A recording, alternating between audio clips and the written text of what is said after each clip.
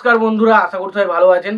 তো বন্ধুরা, এখন কথা বলবো টপ টেরর সিনেমাটা নিয়ে, যেটা 2001 সালে রিলিজ করেছিল। সিনেমার পরিচালক হিসেবে কাজ করেছেন হচ্ছে আবিদ হাসান বাদল, এবং সিনেমাতে অভিনয় করেছিলেন আমাদের মান্না, একা, অমিত হাসান সহ আরও অনেকে।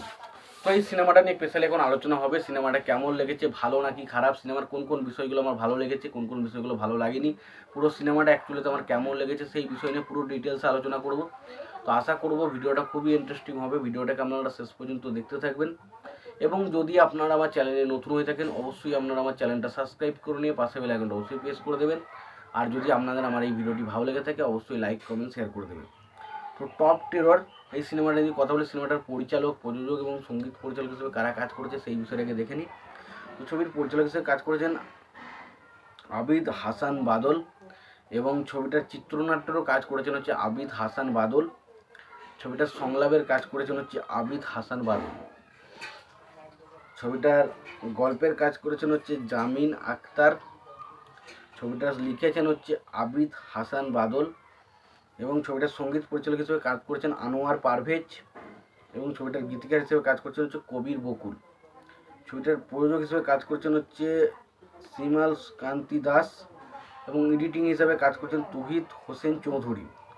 অভিনয় করেছেন মান্না, একা, অমিত হাসান, তারপরে শাবনূর, খালিল, প্রবীর মিত্র, সিরাজ হায়দার, তারপর কাজ করেছে আলী আমজাদ, ফাকিরা, আমিরুল্লাহ চানু সহ আরও অনেকে। এটা পুরোপুরি একটা অ্যাকশন ওরিয়েন্টেড সিনেমা, যেখানে আমরা মান্নার ক্যারেক্টারটাকে দেখতে পাই যে সে একজন সাধারণ সহজ সরল ছেলে।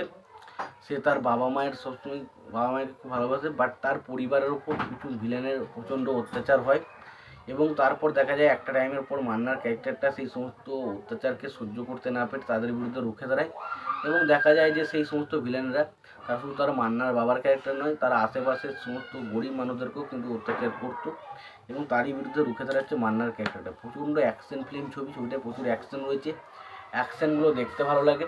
ছবিতে মান্না এবং একার মধ্যে যে কেমিস্ট্রিটুকু আমরা দেখতে পাই সেটাও বেশ ভালো, এবং অমিত হাসানের ক্যারেক্টারটা এখানে একটা বেশ অন্যরকম করেছে, বেশ ভালো লাগছে। ছবিতে গানের কথা বললে ছবির গানগুলো ঠিকঠাক, ছবির কালার গ্রেডিং খুব একটা আহামরি কিছু নয়, ছবির ইমোশনাল পয়েন্ট কিছু জায়গায় অবশ্যই ওয়ার্ক করে, কিছু জায়গায় ওয়ার্ক করে না। তো এক কথায় সিনেমাটা কিন্তু ভালো সিনেমা, তবে খুব একটা আহামরি বা দুর্দান্ত কিছু সিনেমা নয়।